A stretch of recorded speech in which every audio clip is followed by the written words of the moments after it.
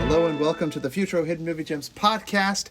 I'm your host, Ty Spiker Christensen, the podcast where we talk about movies and our reactions to them and why we love them so much. Maybe movies you've heard of, maybe movies you haven't.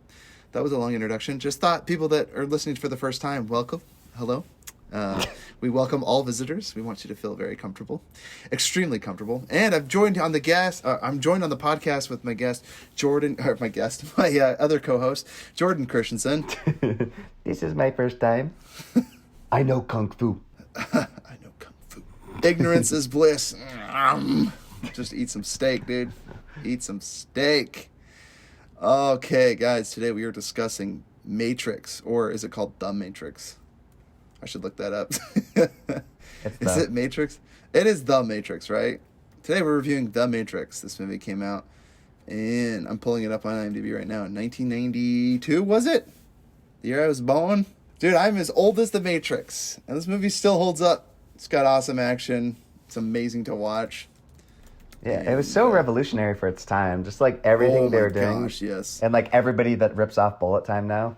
That was the one funny part, I guess, sort of the new one. He's like, we need more bullet time. Because she gets all meta tie with Lana with this new film. And the Wachowski sister, she just like wanted to show everybody how horrible it was to make the new movie. And so she did this whole meta section where Keanu was creating a video game, The Matrix. And oh, it's a video game. Yeah, well, he was creating it, so it was essentially Keanu played her writing The Matrix, and then it was like, you need to take the blue pill again or whatever, red pill. Oh. And they literally, throughout the entire film, every time you saw somebody on screen, they did a flashback of like that person doing the exact same thing. So it was like flashback. So it was like, oh yeah, remember this person? Yeah, this is this person. Do you remember this person? This is this person. I was like, oh boy, like, yes. There is a reason, listeners, that we're reviewing the Matrix rather than, the resurrection or whatever it's called. Resurgence. Guys, so this is The Matrix. It came out in 1999. I was wrong. So it's about as old as Cameron is, for those of you who listen to the pod. It was directed by Lana and Lily Wachowski. I don't know what their dead names were, but they used to be guys, now they're girls. So their names now are Lana and Lily.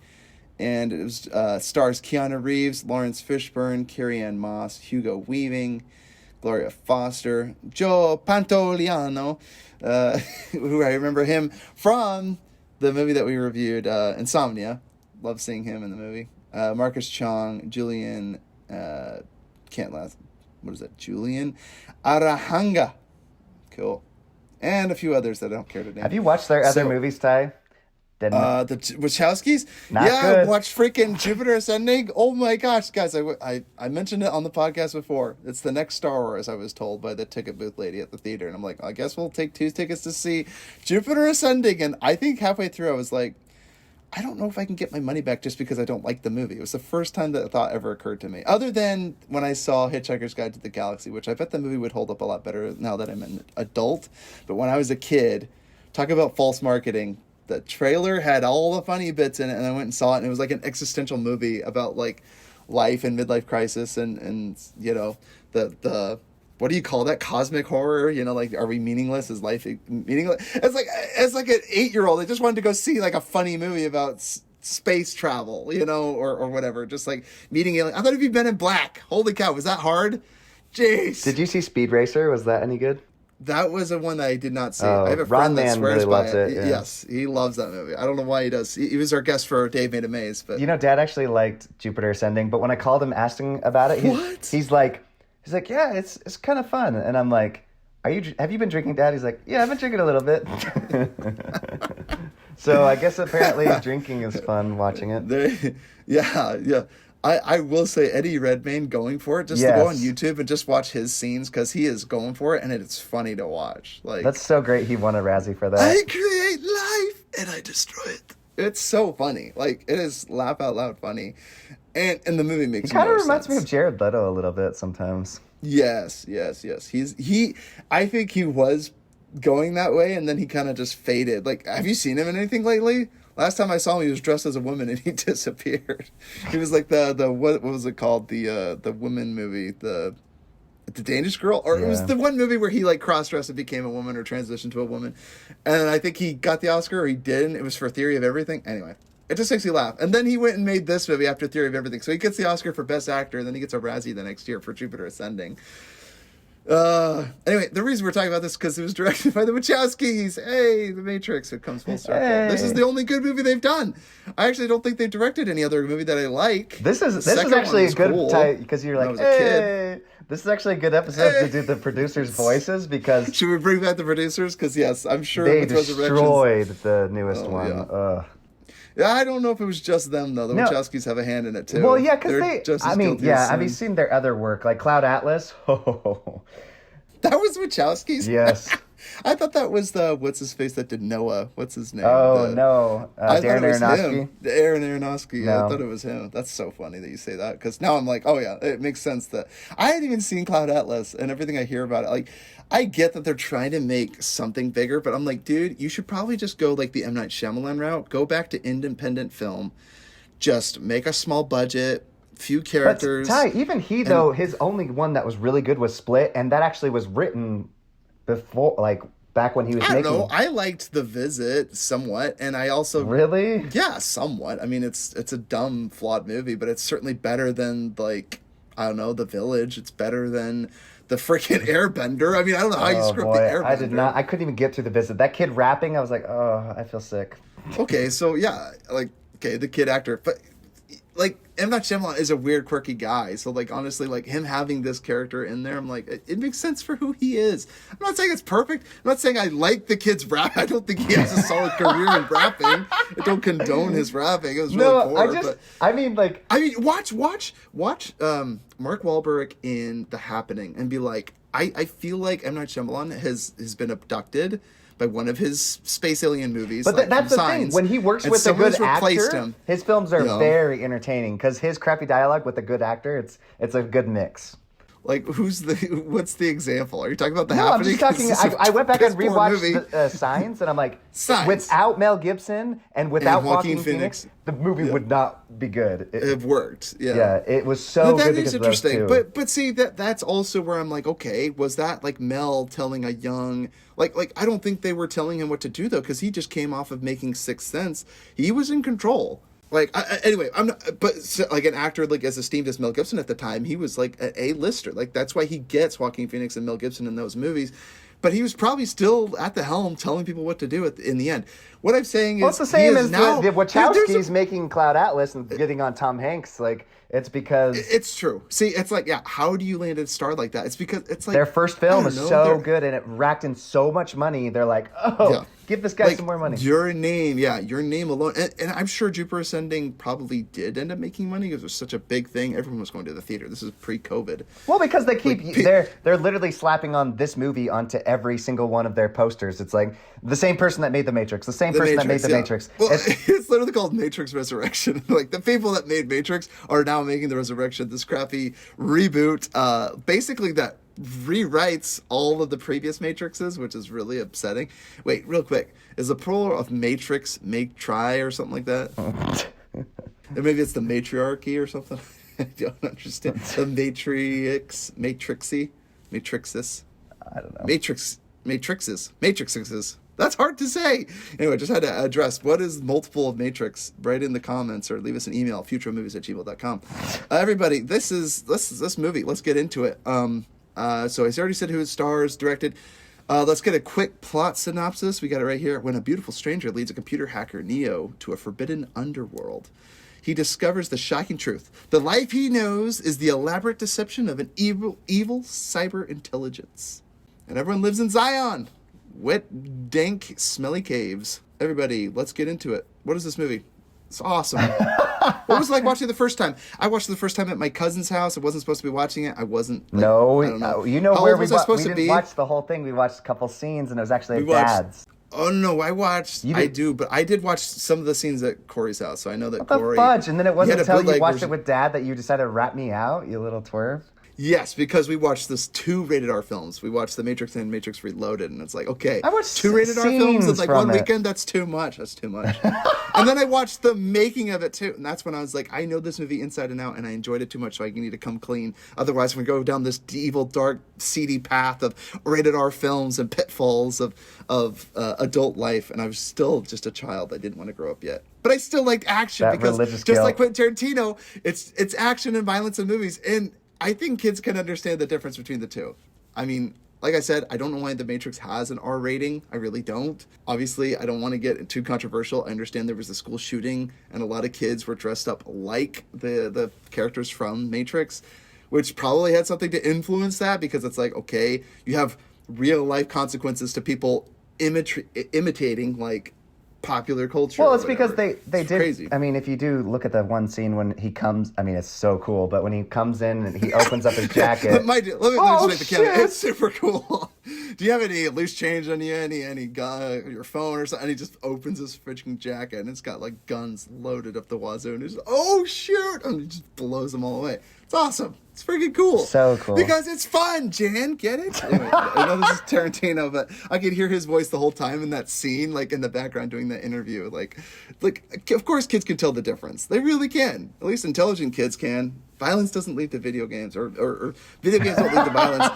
Violence doesn't lead It's to all video the games. deranged. It's all the other deranged nonsense that people are into, right? It's just one of the things, right? It's like, oh, I was listening to this, I was playing this video game, and I played this really heavy death metal song. Then I listened to this death metal song, and then I went and followed this guy's podcast, and then he's telling me I got to go sacrifice my aunt and uncle because this, the lizard people are coming back. I'm just saying, it's a slippery slope.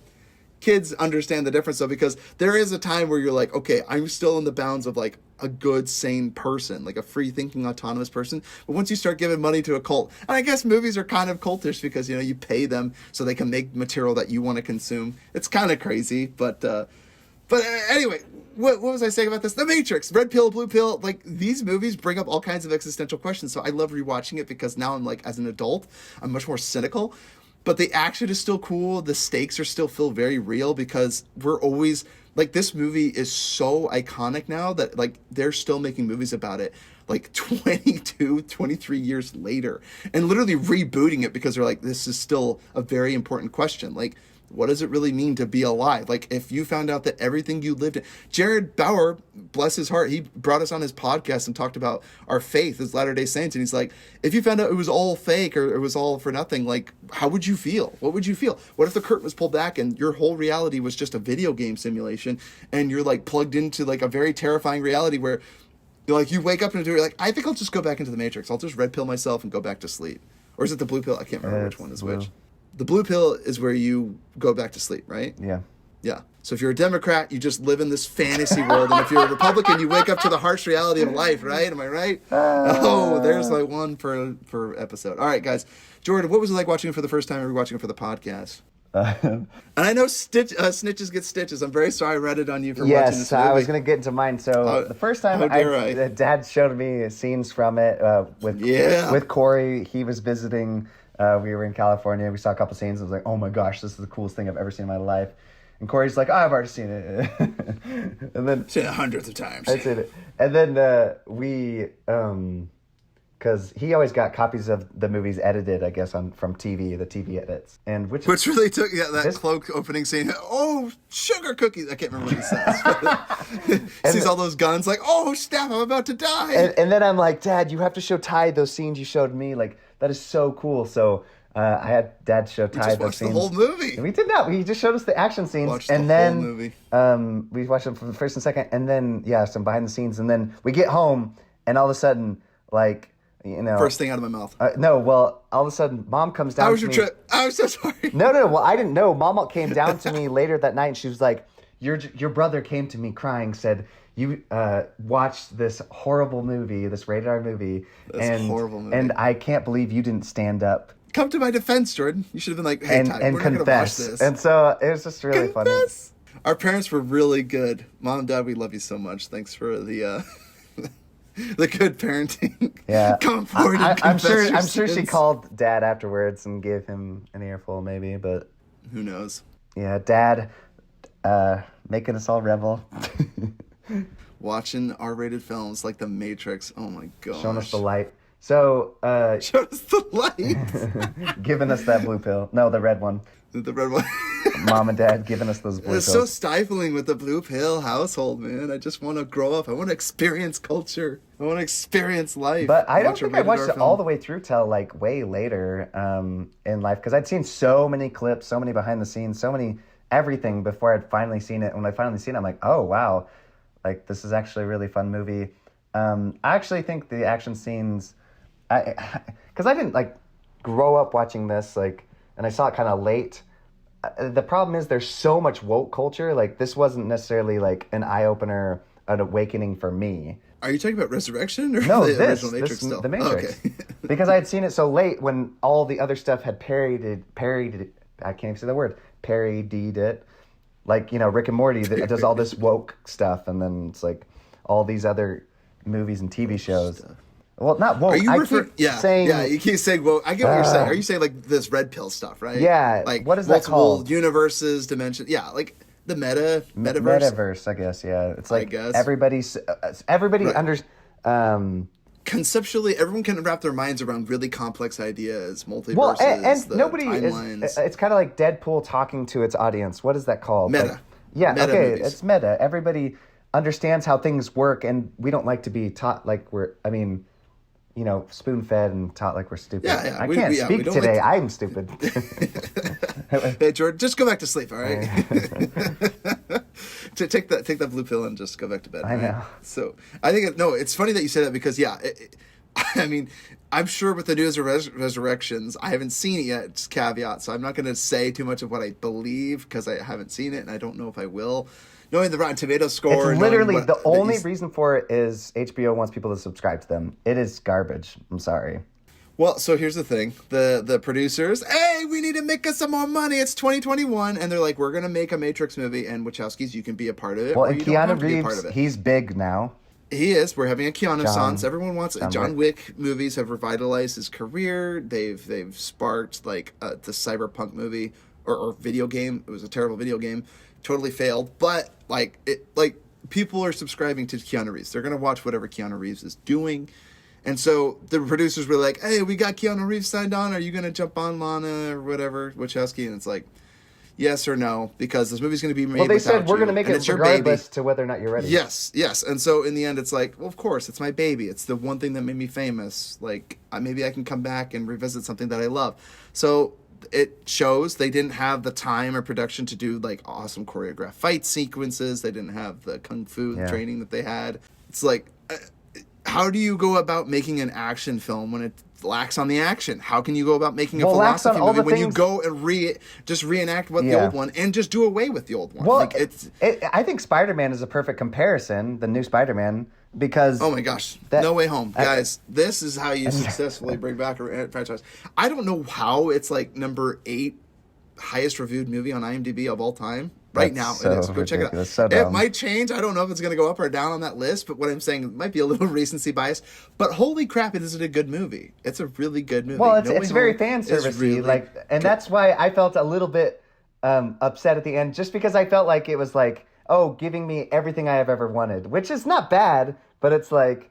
I want to talk to you about that. Because while I do believe it is giving you fan service, it still serves like to the story. I had my father-in-law sitting next to me watching the movie, and I know he likes all these movies, but he pretended not to. The only comment he made was, it was loud after getting up out of the movie. Because I think he was trying to nap. But in the end, I'm like, okay. So whether or not he enjoyed the movie, I'm like, it was still a fulfilling story, even if you hadn't had the nostalgia behind it, because they still did a good job at explaining everyone's character arc. Like, I don't even want to get into that tangent, because are we going to be talking about Spider-Man in his own podcast? Yeah, we'll talk about the end of this. Okay. Wait, okay, so we're going to tack Spider-Man on to the end of this? Yeah, we're talking Matrix? about everything. Midnight Mass.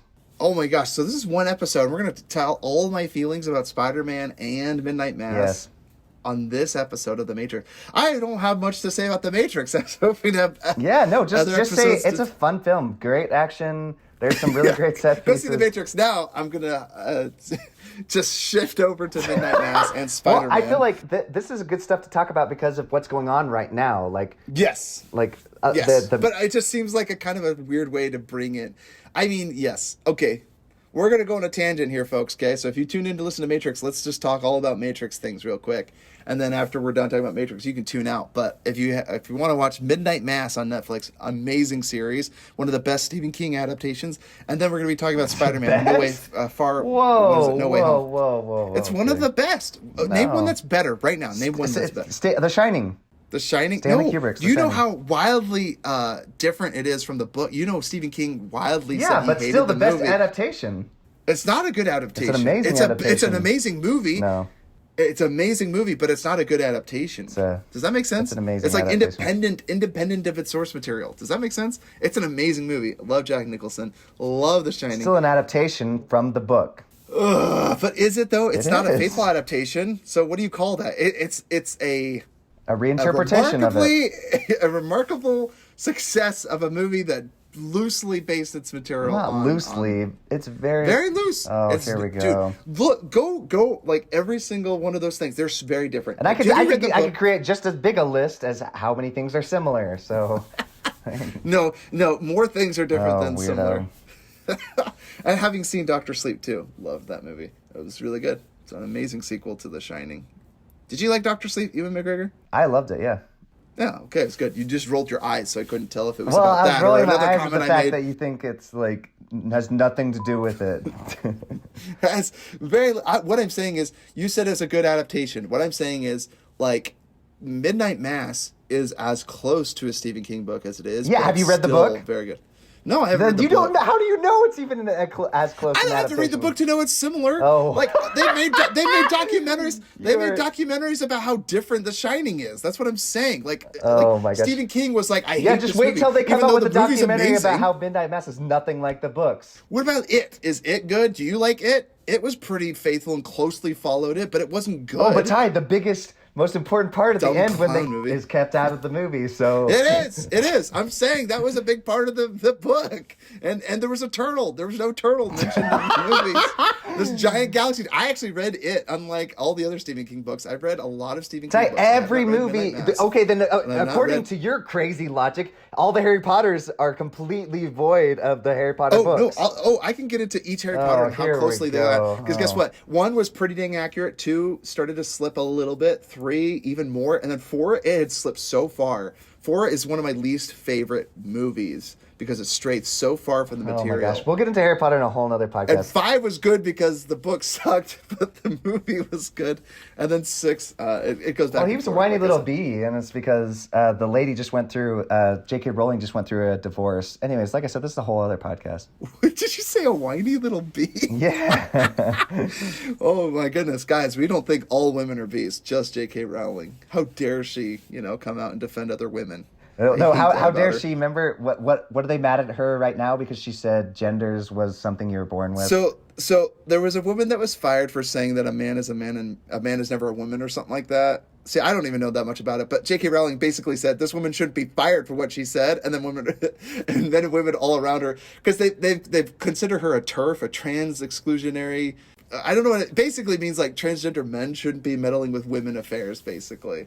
So brother. everyone's under fire. She's under fire, and now they're trying to separate J.K. Rowling. Like the National Quidditch League, which is a bunch of nerds that ride around with a broomstick between their legs and play Quidditch without magic. I mean, like they play nerdy Quidditch with their friends, and then they're disowning J.K. Rowling from their nerd game. Like I didn't even know these nerds had any semblance of understanding of woke culture, but I guess the Quidditch League is pretty woke, so good for them. They disowned J.K. Rowling, who literally invented the game they play. It's just crazy. It's crazy towns we live in now. So anyway, I thought that was really funny. Go Quidditch League. Stay woke, guys. It's just Don't so let funny because she these- tried so hard to funnel in a gay character just so they could be happy, and they're still but see, angry. everyone has a line. See, it's never enough, right? Because never. soon it's like, why didn't you have a representation? You're walking on And you guys are eggshells. laughing about me now. Yep. You just wait, guys. The second you say Pedophilia something, is coming. oh, It's here coming. we go. It's coming. No, I'm just saying. Oh, It'll I be know. widely Oh, accepted. I Yeah. know. Slippery slope. Just wait. Is first, and then Yeah. Then, Well, they okay. they already shoehorned that in with. They call it now, dude. I don't want to get The too Shape political, of but I already Water. have. Jim Shape of Gaffigan did Water, on his yes. newest special. I'm like, oh boy. Yes, lovely, dude. We're all just. Oh brother. Isn't it like illegal to have like in other countries? I don't know if it is here in the United States. Probably. If it was, I bet you could sue them. Oh my gosh. But if it was, I don't know if you can. Like, dude, Did they do anything about that? Can we move past this subject? We need. Oh my gosh. Okay. All right, folks. the Matrix. Guys, this is awesome. My two favorite things. Bullet time. It's so much fun. The action holds up, dude. The action is so cool. The fist fighting, the kung fu, and the bullets flying. Now you sound like the producers. We need some more bullet time. We need some more bullet. But you know what's cool about this one? It means something. Like, they had to go save Morpheus. They had to, like, there were stakes. There were stakes involved. And if you got shot, you could die in the real world. So it was like, you're doing all these cool things, and people but you could actually care about. Yeah. You don't. The other ones, especially Resurgence, I didn't care about anybody. I was like, boo. Wait, the blue haired gender studies girl, you didn't like her? I thought she was great. I saw her hairdo and I was like, oh my gosh. There's no weight to anybody dying. I just didn't care. That's just because you're a cynic, Jordan. You're cynical, though. Maybe, I don't know. Because if you see No Way Home, I'm not going to spoil anything here, folks. But we will in a minute. You care. Yeah, we will in a minute, but not yet. Not yet. But Ty spoils every other movie. So. You're made to care. You are made to care. So just throwing that out there. Jordan, what are your two favorite things? Mine's bullet time and kung fu. Well, you took the best ones, but the best two. I mean, the pacing of this is great. Like, you can tell, like, this is a story she had so perfect. I mean, the whole, like, following the white rabbit and then just, like, his computer talking to him from seeing, he's like, that's so weird. I'm having deja vu. And then the girl's like, and that tension building, like, you know, him learning information. And he's that perfect character in which, like, you can kind of put yourself in his shoes because he is... You have a boring dead-end job at some noteworthy software company, like, with that ridiculous flip phone. And him uncovering everything is like you learning something new every time. And then when he woke up from that world, it was like everyone else, you as an audience, you're like, oh my gosh. Haven't you ever woken up, you know, plugged to, you know, had an IV drip and found out that they were taking your kidneys and some, you know, you're like, oh, I was having some crazy dream where I was like living my life. It's like, now I'm just a freaking battery in a cog in a machine. It's terrifying. Like, haven't you had that moment where you wake up and you're like, oh my gosh, this is my life. I got my children bleeding me dry. Ty's having one too many parties, waking up. Oh, my kidney's gone. They took my freaking kidney. Yeah, dude. Oh, Charlie, come to Kidney Valley. Yeah, this is, I mean, the pacing is great. Story's well written. It's such an eye-opener. You're just like, oh my gosh, like, am I real? Like, is any of this real? Is any of this real? I used to have a roommate that would What is a podcast? Is our podcast even real?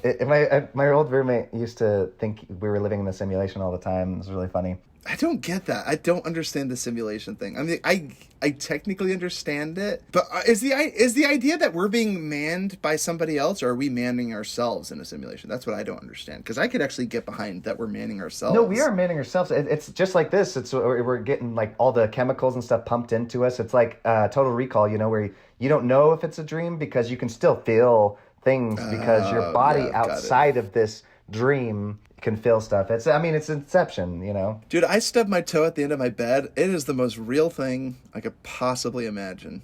I cannot imagine anything more real than that pain. So that's true. Maybe there's something else out there. I don't know. Maybe I'll wake up and be like in a tube. And then I'll be a shaved head. And you'll be a little baby. I'll look good bald. I'll just be a little baby and have like these nasty plugs in the back of my head. I never understood the people complaining about the science about how computers are like, oh, well, humans couldn't give off that kind of energy. I'm like, people can't download Kung Fu in their brains either. Like, you didn't take issue with that, though, because it was cool. You're trying to take issue with the fact that you don't understand how a computer could use a body to, like, generate as a battery. Yeah, probably more efficient ways. But you know what? Maybe the robots prefer having subservient human and egg sacs, because guess what? In Dune, they outlaw technology. So explain that away, you punks. All you nerds on the internet and the trolling other versions of sci-fi, like, oh, this would never happen. Like, shut up. You and your fat tub of lard sitting on your keyboard talking about the plot holes. Weird, like, side people that have these, like, issues that I have no idea where you read these things. I have weird friends that take issue with all kinds of things. Like, my friend Bryce has been on the podcast, Wesley. They always bring up these things, and I'm like, how are you distracted by this nut. It's like Kevin. Like, how could Mark Hamill be surviving on this rock? It's like he has the Force. He could pull a fetching whale out of the ocean and eat its blubber for months, okay? He's fine.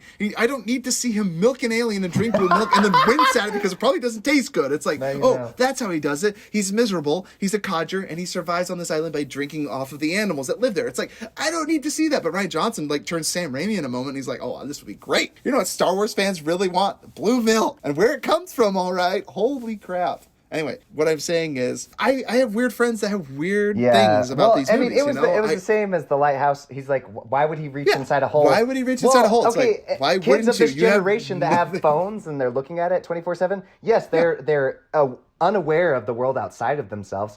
But if you didn't have any of that, like the first thing you're going to look to is your environment. And so you see a hole in a bed, the first thing you're going to do is reach inside it. Anyways, that's I don't know, dude. I don't think I would. But again, that has nothing to do with the fact that he found the wooden figurine. I'm just saying, if I saw a hole in my mattress, which I did in my mission in Chile, I never stuck my fingers in those because I had assumed that other missionaries had stuck their fingers in as well. Oh, jeez. Yeah, so I'm just telling you, I wouldn't have reached my finger in there. So anyway, take issues with different things, but I like what you were saying. In the end, yeah, the Matrix. There's just little things that it's like existential stuff. Yeah. Everybody does different things. Like, I get it. That might not be something you do, but perhaps it's something of this character. I understand certain things that, like, fundamentally are, like, human nature that maybe perhaps, like, we don't do as a people. But just individual decisions, like, we all do different things. So no. It's so great. I like what you were saying about this existential stuff and, like, is it real, reality and stuff? Because those are the questions that have permeated throughout time. But one thing that people still enjoy is, like, a good action flick. So this movie has both going for it, where it talks about, like, philosophy and existence. What is it to be alive? Like is your existence, if you believe it's real, is it real enough for you? Should you unplug from the Matrix? Should you become autonomous in a very terrifying post-apocalyptic world where robots are actually, ruling everything? Like, is it just better to remain plugged in? Do you have some moral, right, like a framework to be like, okay, I've woken up, I need to wake up and save everyone else from this fate? It's like, maybe they're happier plugged into the Matrix. There's probably a loser out there that gets back. There's probably a really successful guy in the Matrix, rather, and he gets plugged out, and now he's a loser with a hole in the back of his head that he used to be a battery for computers. I'd be like, dude, put me back into the Matrix. I was killing it there, man. I was freaking successful. I had a whole wife and kids that loved me. Now I'm a bald-headed freak, and no one talks to me. So I totally get the other guy that, like, goes into the Matrix. Also, one plot hole, I will admit. How does the one guy that tastes the steak, Giuliani, or what's his name? Not Giuliani, what's his name? The Italian guy, what's his name? I'll find it here. Here it is. Teddy. Joe Pantoliano, Teddy. It's a cipher. How does he go into the Matrix and have the conversation without anyone else on the ship knowing? That was the one plot hole they had. And I couldn't explain that one away because it is a plot hole. He goes into the Matrix and talks to them and eats the steak and he's like, this is great. But it's like, he had to be plugged in, and either Morpheus or Neo, one of them had to plug him in so he could go in and talk to them. Doesn't make sense. But it's okay. It's a movie. It's the only plot hole I found. But the movie still holds up, and it's awesome. I don't care if he really went into the Matrix or it worked, it didn't work. Hugo Weaving is terrifying. Hugo Weaving is so terrifying in this movie. He has the scariest laugh of any human being. And he plays a good cyborg or robot, or whatever you want to call it. Especially movies like this. Like, Virus. I feel like the freaking producers here, but I do go in just to see the cool action. I'm sorry. Like, it's the same with John Wick. Like, I just go in, I don't really care for what they're saying in the story. I mean, they just expound upon. But let's be fair. You do, because you do care, like, if the action holds weight. If That's you don't true. understand Good what's point. at stake, yeah, you do feel it. But I will be honest, like, I get you're saying, like, yeah, the Matrix literally has on the poster, like, them holding guns. Like, it's not like they're holding a bunch of texts about, like, AP biology and psychology. Like, no one cares about that side of it. But that's why the movie has lasted so long, because it turns out not only was the action revolutionary at the time, they still make John Wick movies, which are essentially an extension of the Matrix. They don't exist without the Matrix. So what I'm saying, though, is, like, the reason that the Matrix Resurrections gets made is not because people are clamoring only for the action, which they should be. Nobody was a sellout, or not a sellout, but like it's sold out. It was amazing. Nobody was great. The John Wick movies are killing it at the box office. I'm just saying, people want good action, but they need it to matter, right? Why does it matter? You can even have just a dumb daughter that needs rescuing, and that is enough to matter for me. And I get that people think that's a cheap ploy. I'm like, what's wrong about a guy losing? Like, if my daughter got lost, I'd probably get killed trying to get her back. Like in Taken, he makes it look so dang easy. But it's still a good story. It's compelling. I care about this guy and his daughter. It's all he has in his life.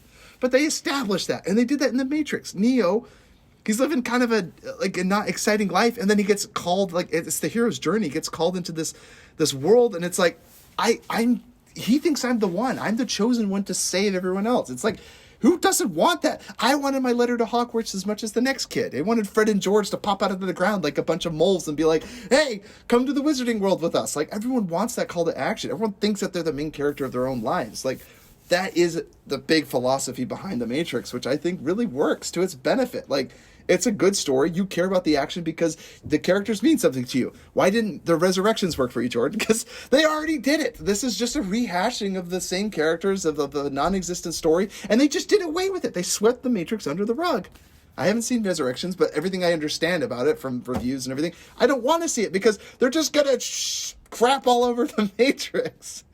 And they can crap all over Revolutions or whatever it's called and reload it all they want, but they shouldn't crap over The Matrix. It's a good story. I wouldn't say they crapped on it. They just didn't really have anything new to say, and it was. Yeah. And you could even see the first hour and a half, and then we walked out of it because it was just so boring. It was literally. Wait, you walked out of Resurrection? So yes. Did you finish it? Because she just literally just sat there and complained about how she didn't want to make this movie, and it was like Keanu complaining like, I don't want to make this new, because it was Keanu playing her, like, creating The Matrix, and it was about him being like... The director. Yeah, so Keanu was being the director, being like, I don't even want to make this movie. Yeah, and he was like, I don't want to make this next video game, and it's like, the studio's like, we're going to make it without you, and so... Anyways, it's just like... That's hilarious. Wow, it's pretty on the nose there, isn't it? Yeah. Yeah, they're like trying to be meta, but it's like, it only works if, like, it's like, again, if, like, how do you...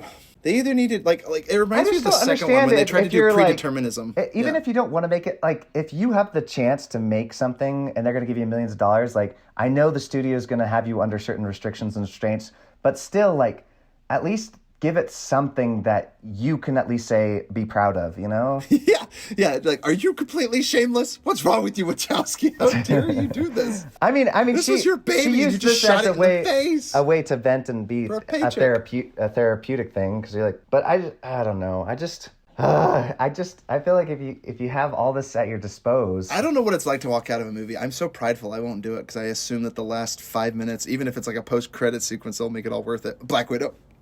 But I would love to expound upon my universe. At least in like the second one, for example, even though I don't really care for that movie, the second movie at least had action scenes that I had mad respect for, because she actually built an insanely long highway, and they actually had all these cars actually flipping and exploding all over the place. Like, I got mad respect for that, and those scenes were really cool looking. So, like, At least I'll go back and rewatch those scenes. Like, I own them all because they're really great, but... Yeah, for sure. For sure. You know, and watching the making of was really cool because you're like, they clearly took some time to craft this, you know, and some passion went into it. And now it's like, the passion's dead for the most part for remakes. Like at least, like... young and upcoming directors are like, oh, I gotta make this movie so I can make what I really want to make. It's like, does anyone just like I just realized I'm so cynical now where I'm like, oh my gosh, like, yeah, The Matrix again. It's like, we're just gonna make this movie because we need money. So it's like, you could be attached to it or not, and it's like, ugh, it makes me feel a little icky where I'm like, the art, like, was the first Matrix just about the money? I mean, it was freaking about, like, pushing the boundaries of what was possible in action films. Like, they've staged this awesome, like, go watch the making of it, guys. The whole circular shot where they have him, like, falling backwards. They had done, like, a bunch of still frames, and the camera quickly rotated around and hit all these markers so they could, like, get one continuous shot where the camera was rotating. It's such a cool thing. You're like, how did they shoot that? It's awesome. In 1999, they didn't get shots like that. They didn't know how to film action like that. They had quick cuts so you couldn't tell that your actors weren't fighting. This one was like, how do we show a man dodging bullets? Like, without crappy CGI. Like showing, like, a really impressive stunt while showing, like, bullets and, like, having an impact that he's done. Because you could have a guy flailing his arms. Like, if we made a movie today, Jordan, I'd be flailing my arms, dodging bullets. It just doesn't have the same effect. When you watch it, when he falls backwards, it's so exciting. Like, holy cow, that shot is money. It made some executive producers really happy. Hey, Wachowski, you got a blank check for the next movie. And they did, because they didn't even have to do it. They just CGI'd a bunch of Agent Smiths fighting Neo in that crazy video game. Yeah, and speaking of Agent Smith and also Morpheus, like, they didn't have them in the newest one. So, I mean, don't get me wrong, I do like the guy from Candyman. I forget his name, but he played as Morpheus. Like, he's a good, he's a good actor, and like, it's just. The problem is, it's like this. I'm excited to get into Spider-Man. Is like having. The problem is that black people all look alike. No. So having that love for like, and I'm excited about the whole Spider-Man thing. It's like you have so much love for all these characters in the past. So when you bring them back, it's like you're giving not only fan service, but it's I guess just fan service, right? Yeah, well, I think it's cool that you talk about that. So fan service. Like I said, there's a way to do it and there's a way not to do it. Yeah. So Matrix Resurrections, not do it. Not do it. Spider-Man, No Way Home. That's the way to do it. And there are parts of Star Wars that do it, and there are parts of Star Wars that don't do it. Like I could go through all the different good prequel, point. sequels. Yeah, the seventh one. I gotta say, No Way Home, Spider-Man was the most fun I had in theaters since Tenet, and then before that, since Star Wars 7. Star Wars 7. I will be honest. And then before that, it was probably like a Harry Potter or something in there. I don't know. As far as like nostalgia stuff goes, yes. I mean, I saw Lighthouse in the theaters and Midsummer, and I had a blast. Yeah, they're still good movies, but yeah, like as far as that like come from IP that I'm familiar with. Although I gotta rephrase that because you're talking about big Hollywood budget movies. Yeah. Because Tenet technically was an original idea, so I shouldn't lump that in there. But again, it's just Christopher Nolan. You're talking like about IP. like movie, he does. like $1 million budget films. You know? because I've seen so many indie films that I love, like more than most of these, superhero franchise movies. Like I have a little bit of superhero fatigue, but only in the sense that as long as you can make your characters interesting and I can care about them enough, I'll watch the series, I'll watch the movies. I don't care what medium you have to use in order to get like I don't care if you have to slap a Marvel logo on it, as long as I feel like it's still compelling and interesting enough, Like for me, Star Wars 7, I obviously took issue with all the same things that everyone else had issue with, but what I didn't realize is that I would have a fun time. Like, oh my gosh, heaven forbid that Star Wars be fun. Like, supposed to be this. Like, I was like, I had a great time. I don't care if it was an exact reboot of A New Hope. I really don't. I had a fun time watching it. End of story. Make that same movie 18 times. I'll go pay to see it every single time if it's fun. The characters are engaging. You argue that Mary Sue, yeah, I get that. Ray Skywalker, Tube over Pete, or whatever. I was more interested in Finn. I wanted to see his story arc. I like the whole whatever it's called, and then they've ruined it. Ryan Johnson threw him under the bus in the sequel, made him a punching bag of the fart at the end of the punchline or whatever. So tragic. Wasted TV character or movie character. Anyway, I feel like with these reboots, yes, there is a way to appeal to nostalgia and a way to do it properly, and there's also a really bad way to do it. What I really like about The Matrix is this IP, I feel like now exists in a vacuum where it's like the Matrix idea, like it's a meme. People talk about this stuff, red pill, blue pill, like wake up, like you're every day, like you live in a society, like what is it to be alive, like all this stuff, and this movie has transcended itself, and I think that's really cool. That's why I think The Matrix lives on. That's why we'll keep getting material. We'll get TV shows, we'll get an anime, we'll get 3 seasons of a TV show and a movie again. It'll happen again. Like people will keep returning to this stuff because it was really cool at the time, and it's still cool today. Thinking that you're the chosen one, and you're going to wake up one day, and it's going to pull you out of your everyday life. And then you're going to be an adult someday, and you're going to die. And maybe that call to action never came, but, hopefully you had enough loved ones to surround yourself with that you won't die in regret. But anyway, that's what this movie makes me realize. It's like every day I'm like, no one's coming for me. No one's going to knock on my door. I'm never going to get my letter from an owl going to Hogwarts. Like, it's never happening. You grow up. You lose the magic of Christmas, and then you get it again once you have kids, and your kids get to live that magic, and it's no longer about you, it's about your kids. So The Matrix, why is Keanu Reeves coming back, but Laurence Fishburne isn't? Partially because Keanu Reeves keeps up on his karate, and Laurence Fishburne doesn't. I don't think he feels the magic anymore. There's not paychecks in it for him anymore that can make him satisfied, because, like you said, why would you keep making Matrix movies? You don't have the passion there. Keanu Reeves is kind of like Nicolas Cage. I think he enjoys acting. I think he enjoys giving back to people. I think the only reason he did it. He did it? I did it. The only reason he did it is because I think the Lana was attached to the project, and I think because he has so much mad respect for her, and she Why wouldn't essentially you? gave him his career. Not, he had a career, but I'm just saying like one of the biggest roles he's ever played. Oh yeah, for sure. So. The fact that it nearly was taken by Will Smith, but poor Will Smith is too dumb. And I mean, bless his heart, love Will Smith. Well, I mean, before Love- that though, Lana, she hadn't written anything before that, right? So No, I get it. And in the end, it's like a sad thing where I'm like, look, Will Smith, would he have enhanced it? I don't know. yeah, I don't know don't anymore know. because this is such a great film. Like I Yeah, can, and it's hard to so imagine hard to it with Will imagine. Smith. Yes, because he has so But much in the end- charisma. Yeah. I can imagine him now doing it, but back then he's just too charismatic. Yeah, like I'm imagining Fresh Prince like doing this movie. That's crazy. I It would be more of a comedy than a serious film. Probably. He'd wake up from the thing and just, oh shiz. Is that what Will Smith sounds like? Oh shit, man! He just pulls out the tubes out of him. Oh no! He got those big white eyes. He comes out. He's white. He's not even black anymore. I used to be black, man. Woo. Comes out as Neo. That would be hilarious. Comes out. He's like, I used to be a black person. It's like, well, we just did So some put me research back in. Put me back in. Put me back in. Oh my gosh! Put me back in. I was. Oh gosh. Okay. Anyway, here we go. Let's wrap up our thoughts. Do you guys have any nitpicks, potholes, questions? I mean, if we're talking about all the Matrix movies, like by 2 and 3, the plot just gets so convoluted. I mean, I get that she's trying to be woke. I mean, I keep saying the word woke, but let's kind of being like meta. Deep. And She's trying to be deep and philosophical. Yeah, and thank you. And I like that, and I got respect for that, but. I got so much respect. I walked out of your movie. Just mad respect, dude. Mad respect as I walk out of the theater. Yeah. And demand my money back or go see another movie. Did you go see another movie or did you try to get your money back? Or you it's a wash? I don't care. Just go out to eat and. I'll eventually buy it so I can go back and rewatch the ending. I just wanted the ability to just sit down. And I didn't realize it was on HBO. I should have just subscribed. HBO wants your money. They want your money. They want it bad. They need it bad. HBO's got good programming. Holy crap. If you guys haven't watched all of what's the company one? I always forget. TJ Miller and oh yeah, Silicon Valley. It's Silicon Valley, dude. That show was so amazing. good. Then after TJ Miller left, the show left with him. Yeah. Never finished it. Just like Community, I never finished it. I forced myself to finish it, and I was like, what a waste.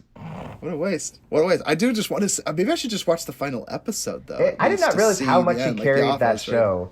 Right? Like Yeah. him, and it's amazing how much Steve Carell, once he left, how the show just like I still enjoy The Office. But... There's a fundamental reason when you lose your star, you're like, oh, like he is what's keeping all this together. Good to know.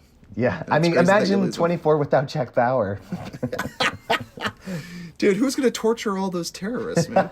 They actually did. They did reboot 24 without Jack Bauer, and it did not. It went nowhere. So without Kiefer Sutherland. Yeah, that's hilarious. I didn't know they rebooted it with somebody else. Yeah. I mean, but then again, I mean, Breaking Bad, Better Call Saul, amazing spin-off series. That is interesting. So why did that work though? But you still had Saul, who was a fundamental character of it. Like he was a fundamental part of Breaking Bad, right? Yeah, but you don't have Bryan Cranston. Character.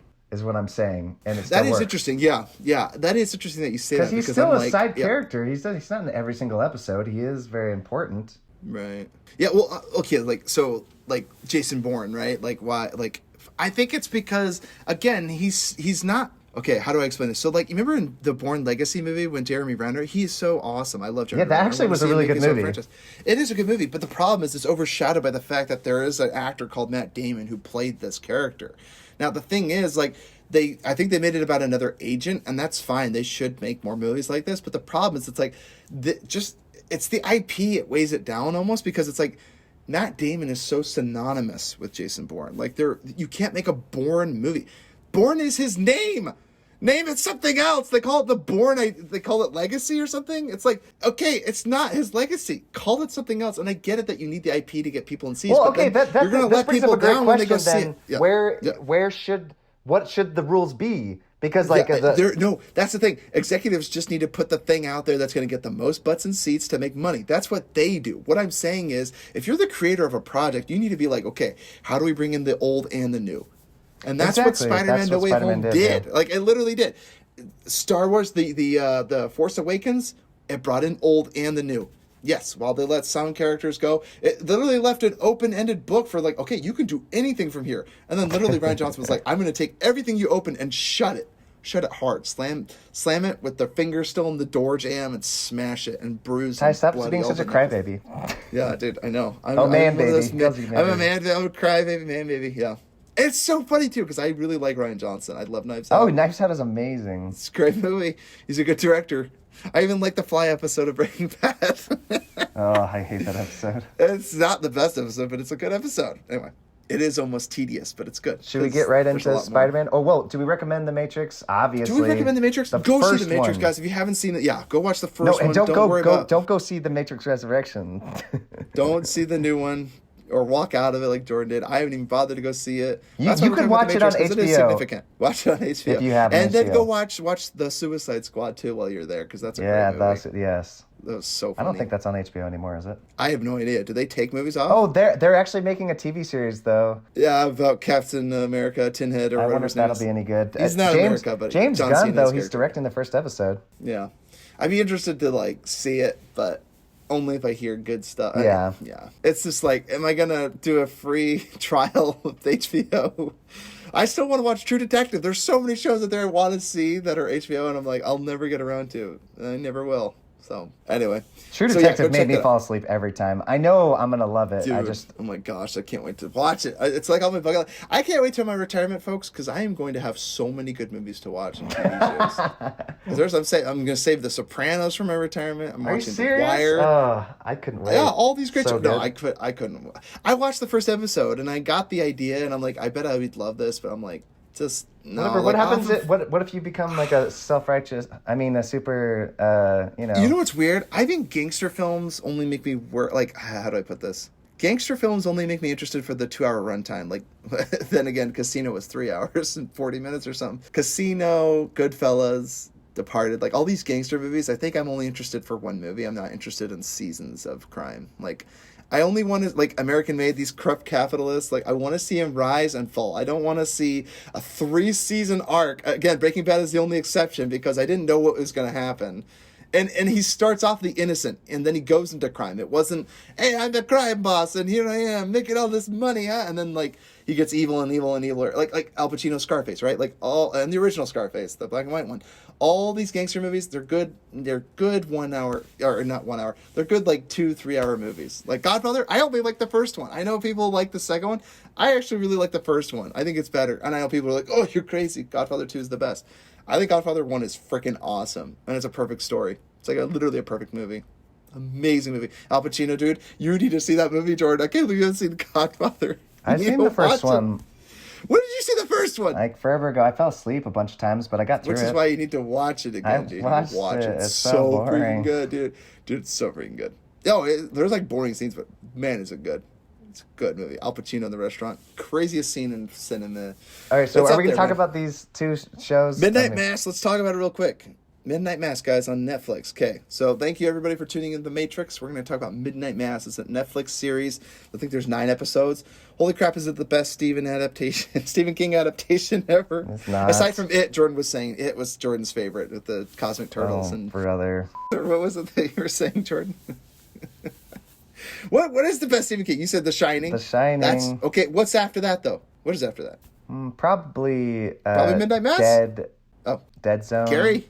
Wait, no, that was John Carpenter. No, it was Oh, but it was still a Stephen King book. Christine. Christine. Yes, Christine. Christine Yeah, is Christine probably was my good. second favorite. Yeah. Wait, yeah, is that the car? Yeah, I Yeah. love that one. John John Carpenter. Carpenter, so good. I like the And then movie, you got but again, David I love Midnight Cronenberg Mass. making Dead Zone with. So tell me Waltz. about Midnight Mass. Though you said you really liked the beginning, but then you started to wane on the end. I'm kind of interested. What was that? Yeah. about? So first 3 episodes I thought were unbelievably good, and it's so funny because this guy I work with it's so boring until after episode 3, and I can tell. I mean, I can understand because he's a Marvel nerd. He likes super nerdy stuff, and so by episode 3, after episode 3, it becomes a super nerdy thing. Once it became a vampire thing, I was like, I'm kind of not as interested as I was before because it was very dubious. It kind of left the idea that oh my gosh, like... Is there something supernatural or isn't there, right? Well, I wasn't even thinking supernatural. I was just thinking religiously. Like, a lot of it, like... is this really a miracle? Is that what you were hoping? Yeah, I mean, I thought maybe he did see an angel. I thought there was, like... I mean, I kind of liked... Dude, he did see an angel. He saw an angel of death. I mean, it just became more of a vampire thing, but... By the end, and then it became amazing in the second to last episode when the angel was there, or you can call it a vampire, whatever you want to call it. But when it was there, and then and he was in the middle of the church, and all the people started drinking. That was like one of my favorite moments in TV Holy shows. crap! Oh yeah, it's terrifying. That was a terrifying scene. But do you know what I'm saying? By episode, so the first 3 episodes, like you literally could have just literally just been just about a religion.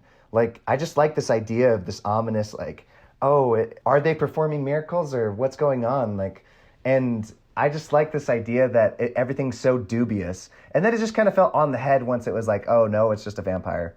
So that's interesting. I think that's really cool that you found that. What I liked about it is like how little the vampire had to do with everything. I do like that. See, and it's good that you mentioned that because I really liked the relationships to each other. So I love The Haunting of Hill House was another series that the director did. His remake or not remake, sorry, but his sequel, Dr. Sleep, was great to The Shining. Yeah, Mike Flanagan, I want to see him keep getting work. I think he's awesome. Yeah. I think he's exciting. I like his movies. I even like his series better. I loved Haunting of Hill House and Midnight Mass better than I liked Dr. Sleep. I still love Dr. Sleep. But I don't know how you make a sequel to Shining, but he did, and it's good. It's actually a good movie. It had no business being that good, and it was. Yeah. It was a cash grab. It was like, I feel like he tried. No matter what you give, I mean, you're not going to... I mean, Blade Runner 2049, I think, is the only sequel from years later from a classic that, like, is, like, it's so dangerous to touch, but yet somehow Denny pulled it off. Yeah, and even if he did, because I will say, I still enjoy Dune more than I like Blade Runner 2049. Huh? And even Dune isn't complete, but those are 2 separate, very different films. Those aren't made by the same guy. Didn't even know. No, I'm not saying same guy. I'm saying we're talking about an old film and then them making a predecessor they're making a film to that years later. A sequel. Yeah. So why are you saying Dune and this is just not... I'm not seeing the correlation here. Wait. Because, okay, so Ridley Scott made the original Blade Runner. Yeah. And then years later, Denny made 2049. Okay. I still think that Dune was a better movie, though. How does that have any comparison here to what we're talking about? You just threw that title out. Okay, I'm going to start throwing out movie titles and be like, actually, this movie's even better than those. I don't really know, but I think it's because you were talking about Mike Flanagan, who did Midnight Mass, and he also did The Haunting of Hill House. No, we were talking about... I was talking about Shining and Dr. Sleep. Yeah. Yeah, The Shining was directed by Stanley Kubrick, and then years later, he made a sequel to that called Dr. Sleep. And we were talking about... Yeah, it was just a one-off comment that I think that Dune was a better movie than Blade Runner 2049. That's all it was. Are you high? Dude, Dune was not that good. Whoa. I mean, it was good-ish. I'm hoping with the sequel, it's like one complete movie, personally. Probably make it 3 parts. They always do. Oh my gosh, we just lost all our listeners. Whatever, dude. So, Haunting of Hill House, it's about relationships. The haunting is personal. It's like watching The Sixth Sense. It's a great movie. Okay, and tell me though, when the girl, after she's cutting the vampire's wings, Midnight right? Mass. Yeah. Sorry, Midnight Mass. She's cutting his wings, and then all of a sudden, she like gives this long, convoluted, weird speech. I thought that was the amazing monologue. Yeah. You thought it was amazing? I thought it was the cheesiest, dumbest thing ever. I just thought it was so dumb. When do you think that she was giving that monologue? Well, as she was getting right before talking to Riley, who is gone, by the way. Yeah. Okay, spoilers. But he gives that cheesy smile. He reminds me of the guy from Prison Break.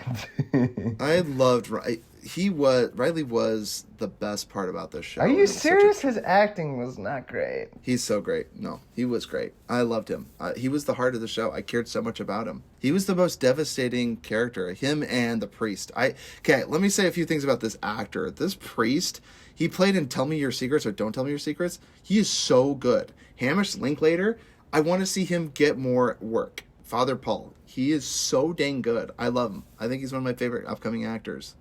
He's so good. He definitely carried the show, yeah. Yeah, he carried the show. Kate Siegel, did you recognize her from Hush, the movie where she plays the deaf mute girl? Well, she was also deaf? which is fun. He uses a lot of his same actors from Haunting a Hill She was House. in Haunting a Hill House, She was right? the lesbian daughter, yeah. Just how we remind everybody that she. I'm kidding. It does seem like a part of someone's identity, right? I'm heterosexual Ty Christensen talking about. Anyway, I just thought it was funny.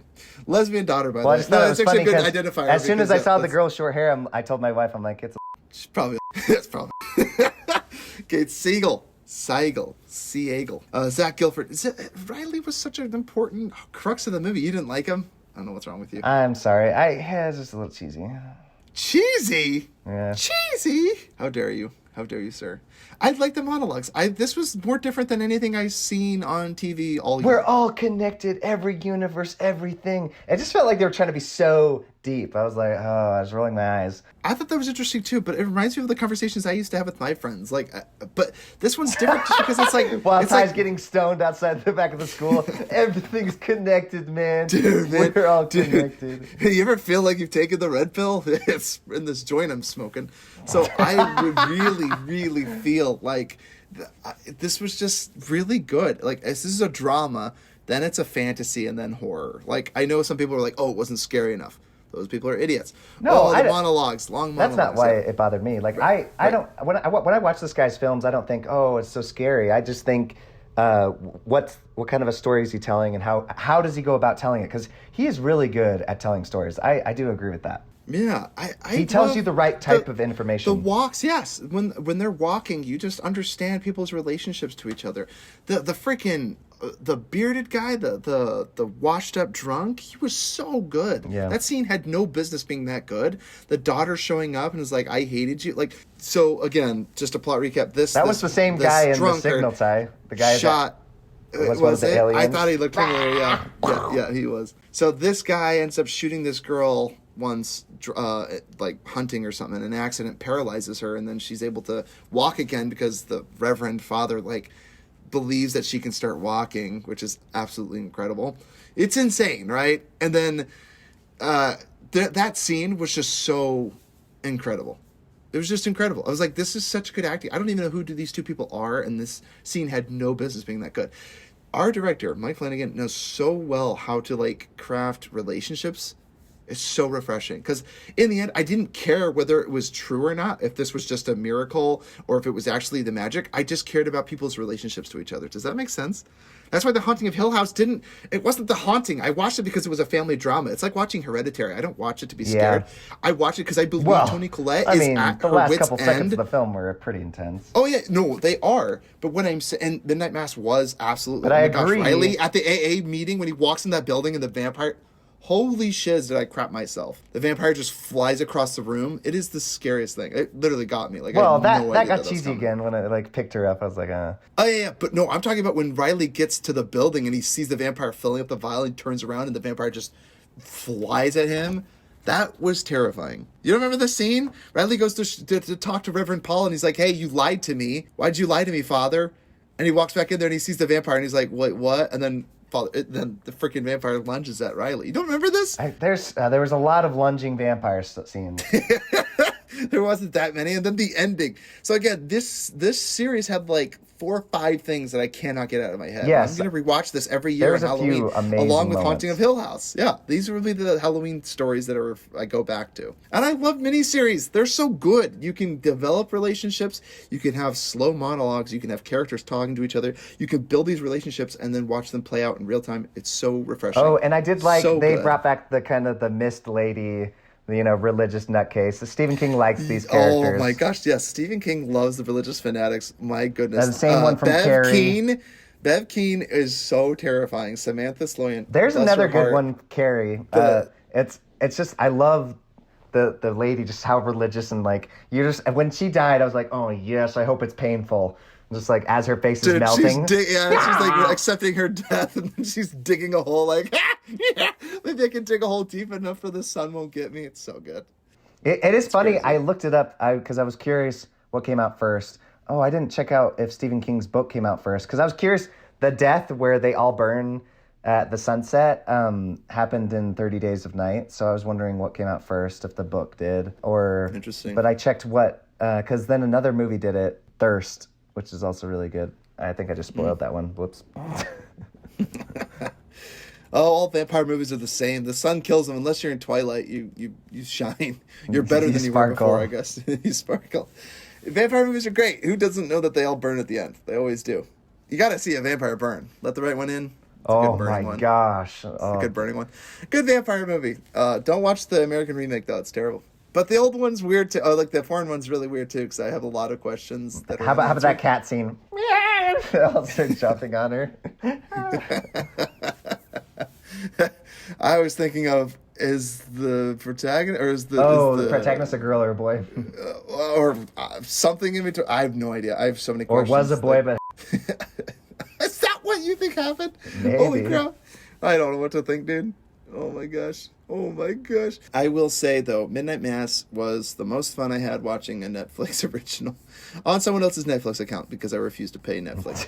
But it is a great show, and I will watch Mike Flanagan and whatever he I does don't know. next. I like Squid Games better. I'm sorry. What? Yeah, it's way no. better. Midnight Mass was way better than Squid Game. I had much more fun watching Midnight Mass than Squid Game. Not and a yes, chance. including all the games. and- They're so fun to watch because I know Squid Game, it was like every episode was like, I gotta watch the next one right away. Or the first season of If you're talking about Stranger pacing, Things. like yes, Squid Games is like more like quick. Like I don't know how to describe it. Like it's like faster delivery, death games. Like I get that, but like this one was so much more enjoyable and satisfying. Stranger Things was maybe the best. Stranger Things. Are you talking about season 1? Yeah, Not season all 1, the other yeah. monstrosities after that. Yeah, The other ones were meh.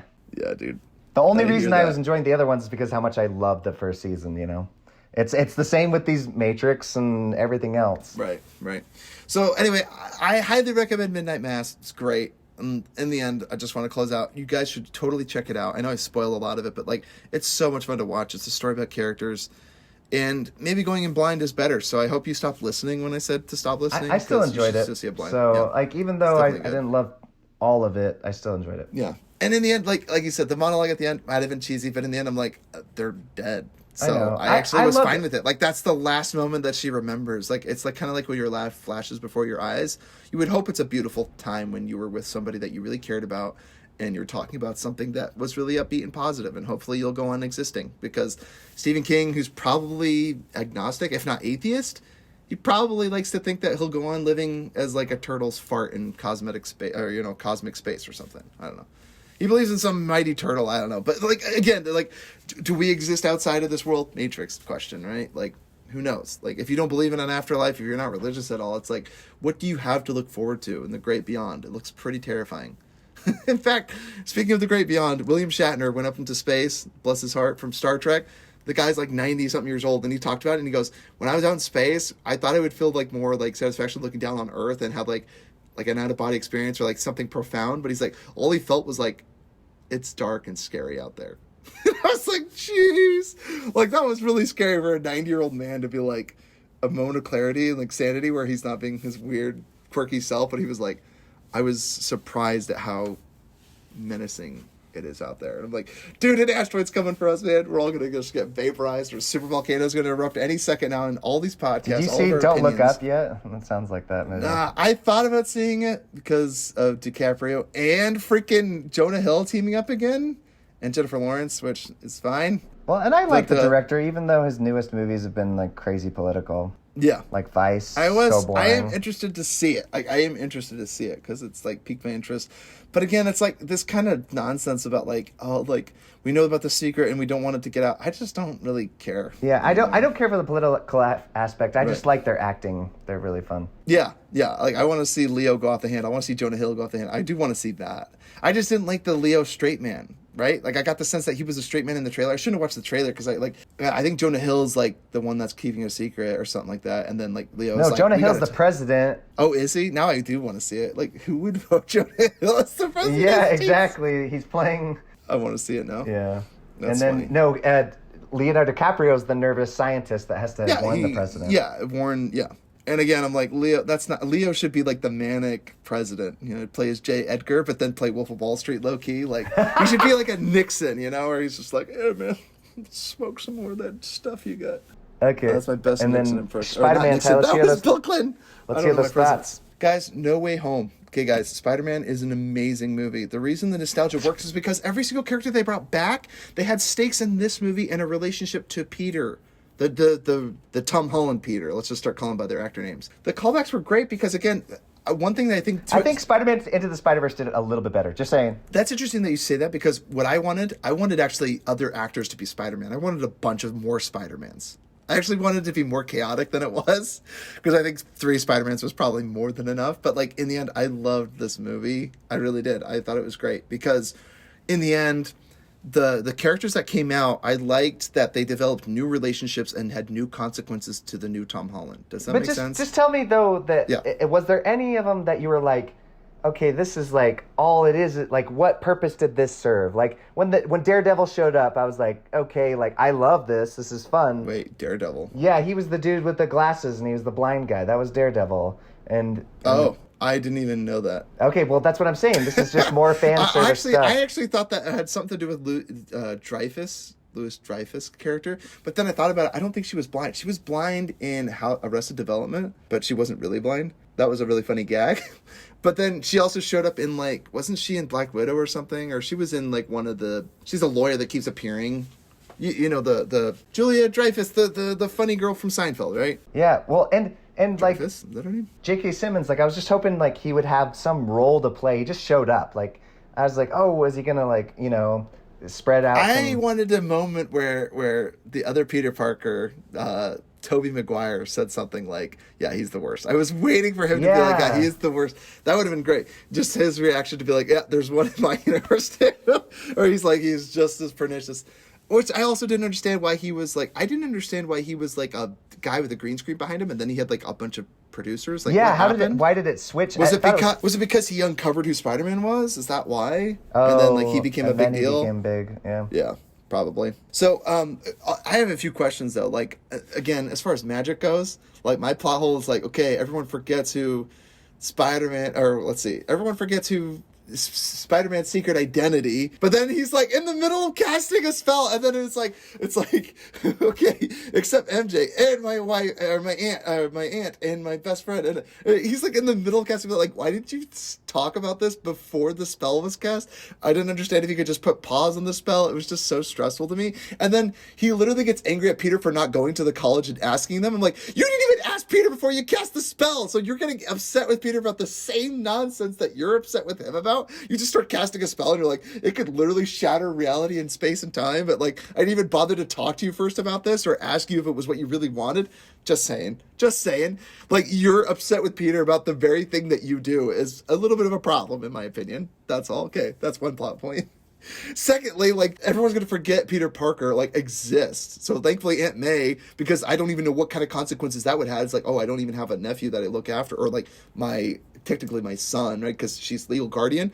So it's okay, so no one remembers. And again, it helps with the isolation. What doesn't make sense to me is this is where the Spider-Man walks away from the loved ones. He goes to the coffee shop. He's like, I will find you again. Then he finds her and they have this awkward exchange where he's like, hey, I'll take my coffee to go. And is your head feeling better? Okay. Well, and but do you remember the first Spider-Man Homecoming? Yeah, he always walks away. He always walks away. Yeah. No. I'm saying she is playing, because you said it was an awkward exchange. She's playing totally her old self. Oh yeah, she was fine because she didn't remember who he was. But what I'm saying is I actually liked her a lot in this film because I felt like her problem before was that she had no real character. But by this movie, I was like, oh, she finally it was funny because he also told her, because you've got to see their relationship. They had a moment where they were talking on the phone with each other.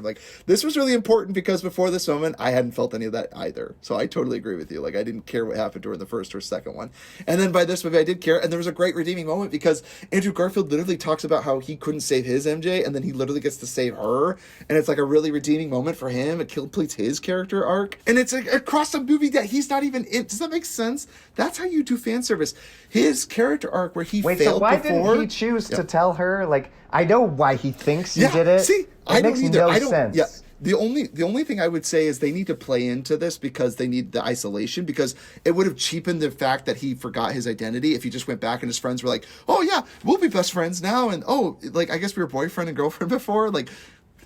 Like, I get it, but they should have had, like, a positive moment where you're like, hey, I'm going to try. Like, can I get your number? We can, like, start talking again anew. But instead it was, like, a pathetic, like, Rick and Morty where, like, Morty goes back to the girl that he, like, when he does the, what's it called? The trapdoor, what's it called? The episode where Morty gets the reset button, but he's just in, it's a Christopher Nolan movie. Where is it? The Prestige. I just prestige you. He just keeps killing himself in different realities. But he keeps resetting the button where he meets this girl. He goes through this long life together, and then he accidentally resets the button to before they met. Then he goes back to her, and he's like, hey, we end up growing old together, and we have kids, and we go on this crazy... And then she, like, pepper sprays him, that he accidentally saves it after he already missed his chance with her. So funny. Anyway, hope you guys understand what I'm talking about. Doesn't make any sense. But what's really good about that is, why did he go back to Mary Jane, right? Like, yeah, why did he just leave her?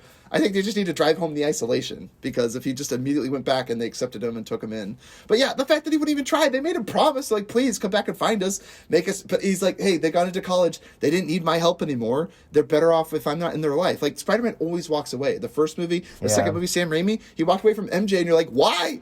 Why did you walk away? You could have a girlfriend. You could be a superhero. You just got to balance it all, man. And then the second one, he finally learns it, which is great. And the third one, he kind of loses it again. He's kind of had a complicated history with MJ. He ends up hitting her in the third one. Tobey Maguire was like the sweetest character in this movie. I'm like, are we just going to forget about Venom in the Spider-Man 3? Which is great. I didn't care for the back thing. That was a fan service thing where he like fell and hit his back and then he like pops it back. I thought that was silly. Like, I didn't care about that part. But I loved when they were talking about the web stuff. I thought that was funny. They're like, oh, you can like shoot web and you don't even need mechanics. I thought that was great. Like, where we're different and where we're the same. I thought that was really fun. So, I do like as everything's opening up, and then he's like, just hold on for a little bit longer so they can have a conversation. I love it. When was that? Where they were holding... Well, remember he's like, space and time is opening, and all of a sudden he's like, just give me a second to talk to everybody. Yeah. Well, okay. What's really funny is like when he's causing the spell, he's like, okay, we gotta like do this quickly. Like, I can barely do this. We're messing with the spell and everything. And at the end, he's like, no one's gonna remember who you are, and I can barely save like 2 or 3 people. And then in the end, he's like, I'll just make everyone forget who I am. He's like, are you sure? Like, what if he was like, like, yeah, you know what? I don't want everyone to forget. He's like, okay, I guess all these space monsters are getting in. Like, the whole fabric of space-time is done for. But in the end, he was more patient. I don't know. You're right. Now go say goodbye to everyone. I'll hold him off.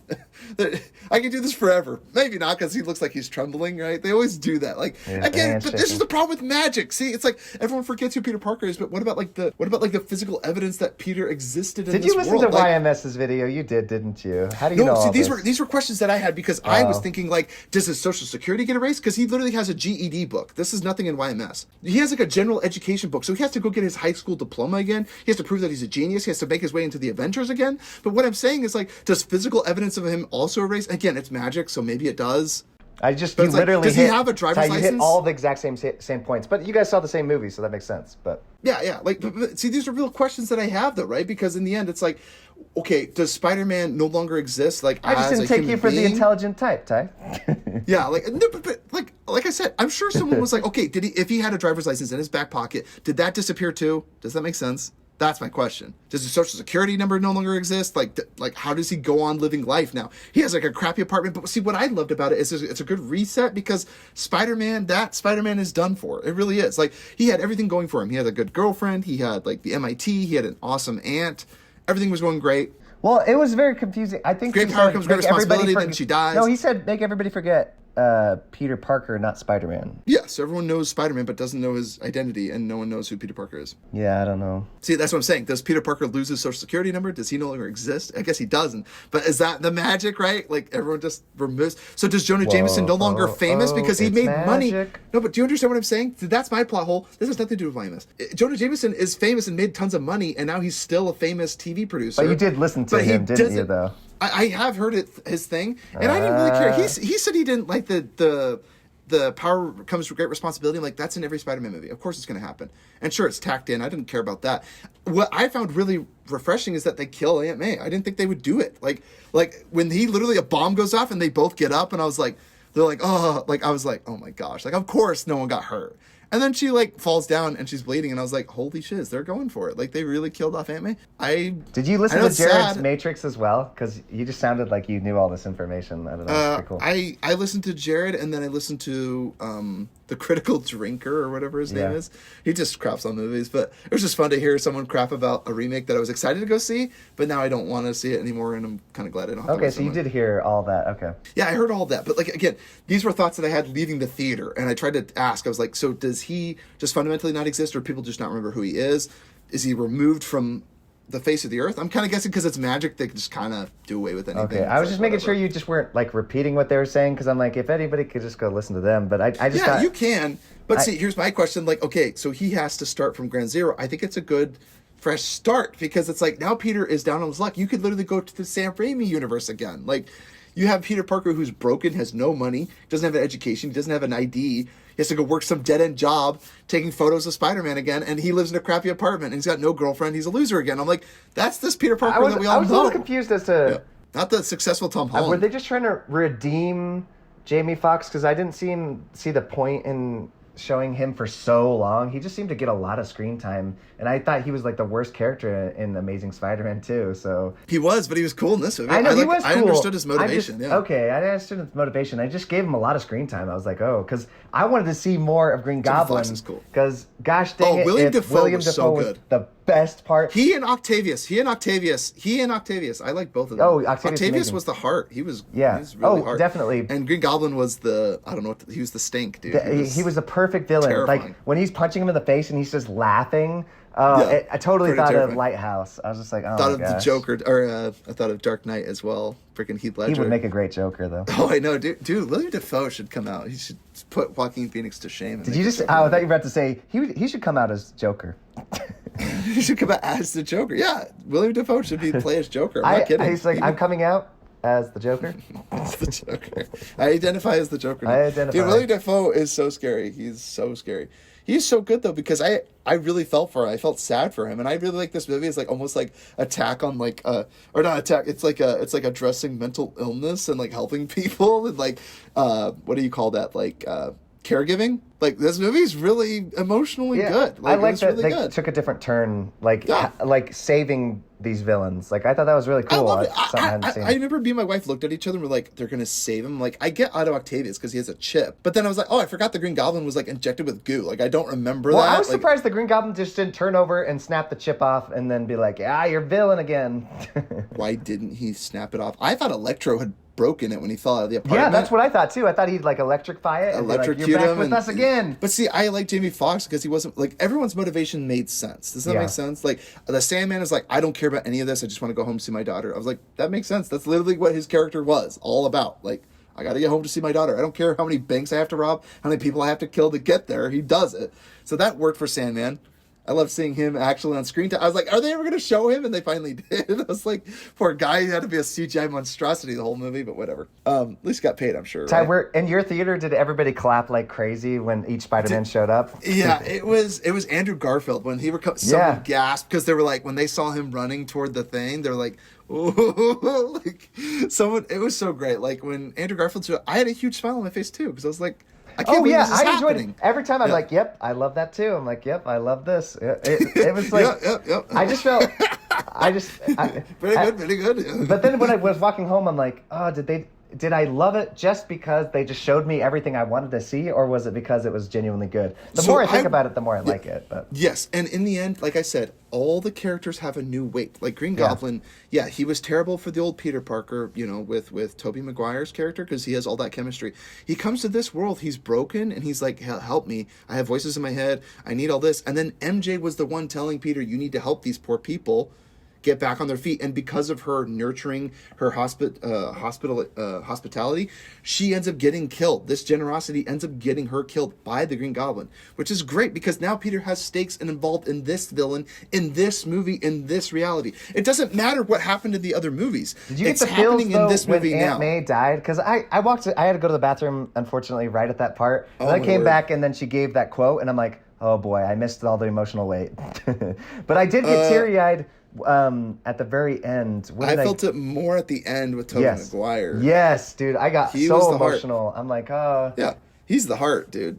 He was the heart of the And then he so stands sweet. up. He's like, "I'm okay." I'm like, oh, Yeah, it cheapened it really Yeah. because I was like, "Why you're not gonna do anything?" Because it's like they have to do this again. This was like the biggest movie since Endgame. well, it really is he going to Like, be it's huge. reunited with Sam Raimi? Do you think? Oh, I hope so. Oh my gosh. I mean, I don't know what else. I mean, I guess they could. Oh, like yeah, good Tom point. Holland's gonna keep going on making movies, right? I don't think he's gonna sign off anytime Yeah, that's soon. true. And they're gonna tease a new Venom movie. Like that's what happened at the end. Tom Holland Yeah. or what's his name? Not Tom Holland. Tom Hardy shows Tom up. He's Hardy. at a bar and he's like, "Wait, in this reality, you had aliens that come to the Earth and like wiped off half the planet." I thought that was really funny because he exists in a different reality where that never happened.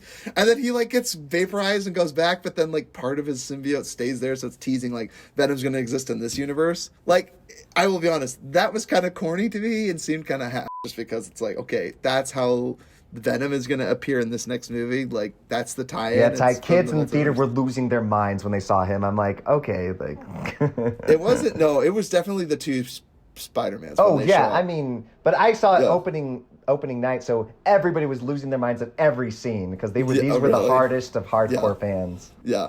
No, I loved the theater I went and saw with. They were really mature. We had a great time. No applause or anything, but Oh, there was was like applause in audible. mine. There was audible gasps and chuckles and like laughter. You know, when And the appropriate, so the it's great. teenage kids in front of me just kept turning to each other and going, oh my gosh. Oh my gosh! Yeah, dude. When Andrew Garfield showed up and he said I have to prove himself as Spider-Man, it grips onto the ceiling. It was all great. Like I was like, this is so much fun.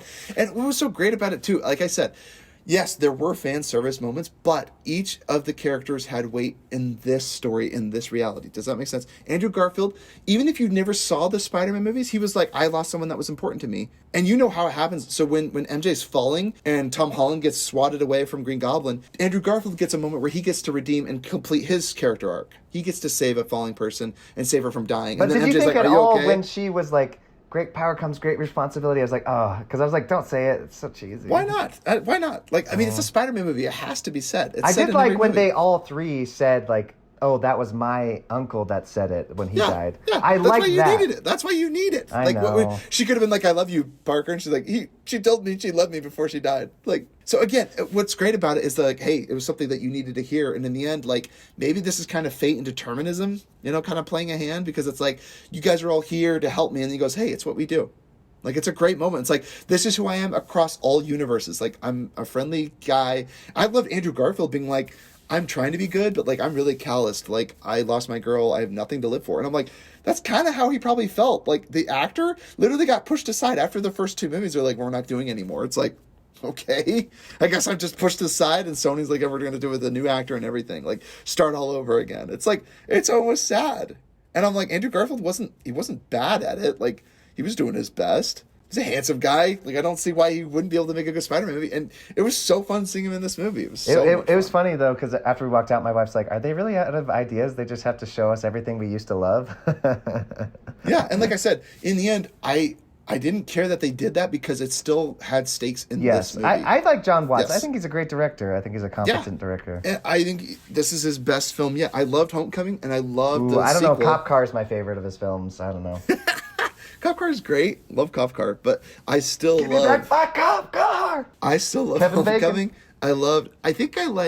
I did like Jake Gyllenhaal and the whole meta about the special effects because they had some of that in this movie and it made me think of him. And it was cool that they showed Jake Gyllenhaal. They're like, Spider-Man's killing, or Peter Yeah. Parker's killing me. I love that they referenced that because, again, it's like watching John Wick 3 where you're like thrown into this universe where you're like, okay, outside of any other superhero movie, they did a good job at establishing a single story in a crazy universe of stories. Does that make sense? So the movie stands alone on its own, and it's awesome because of all the other things. I think it's enhanced. You go Cop Car, then Clown, then Homecoming, then this one. I've never seen Clown, but doesn't sound like a movie I would like, I'm sure. Jeez. Even if it's the Joker, couldn't sell it. But anyway, I highly recommend No Way Home. Much Yeah. better remake. Well, I Go know watch everybody it on the over planet's gonna Matrix love it. Resurrection. I think It's what an did amazing it film. get? 99% of Rotten Tomatoes. I think I was part of that 1%. I'm just kidding. I didn't hate it. I liked it. I know, and I love what you're saying about not liking nostalgia. Here's the thing.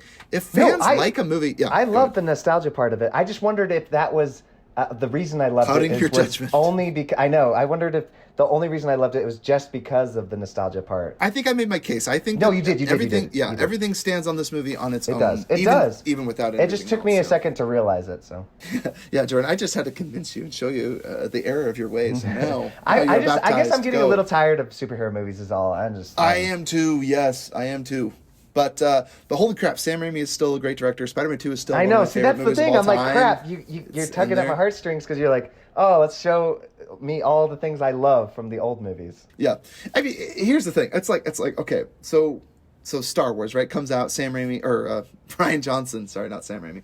Ryan Johnson's like, I'm going to throw away all the things that don't matter to me, but I'm going to make a story. And then when people don't like it because you just crapped on everything that existed beforehand, because again, it's like, I think the biggest gripe was just Luke, and even Mark Hamill, the actor, was like, I mean, he's kind of betraying everything that happened in the previous films. And the Casino Planet. Yeah, but see, those are minor gripes compared to Luke. I think Luke was he's the heart of the movie. Yeah. And in the end, you're like, he was willing to kill his nephew, but he wasn't willing to kill Darth Vader in the face of death. But he's willing to kill his nephew on the possibility that he might be a baddie. Like, it's so bonkers. It just doesn't add up. And again, you could have had this story about someone else, but not with Luke Skywalker. You could have had Han Solo get a premonition that's a whole to kill other his discussion. son. Yes, Yeah. it is. But that's my point, is like, you don't shiz on what already exists. If you want to add to it, go for it. If you want to take away and do... This is done in the J.J. right Abrams. way. Yeah. And J.J. Abrams also did it in another way where he literally had Star Trek the movie, where he literally just created an alternate universe. And he's like, in Star Trek logic, it totally makes sense. Because guess what? Your TV show, it does exist. It's just in a different universe. Here's the Star Trek story that I wanted to tell. And it united people that were for the show and against the show. Like, everyone came together. I love we're like, both people that wearing hated superhero shirts right now. Yeah, dude, I wore this to the theater, dude. Marvel, yeah. I got it at Christmas time so I could go see the movie because I didn't have any superhero apparel. It's because I have all your old ones. I know, dude. Dude. It's a shame. I want that shirt back. I don't think it would fit me, though.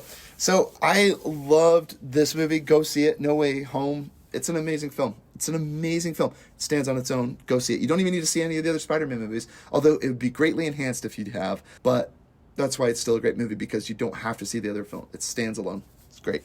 So everybody, this has been Futro Hidden Movie Gems. Leave us an email, futuremovies@gmail.com. Check us out on Spotify, Patreon, Facebook, Instagram, all the social media sites. Leave us a 5-star review. Leave us an email, futuremovies@gmail.com. Tell us a movie that you'd like us to review, or a movie that we have reviewed, and ask us questions. We love hearing from you. You guys take care. Have a great day. Futuro Hidden Movie Gem signing out. Peace. I'm Batman. I don't remember that being in The Matrix.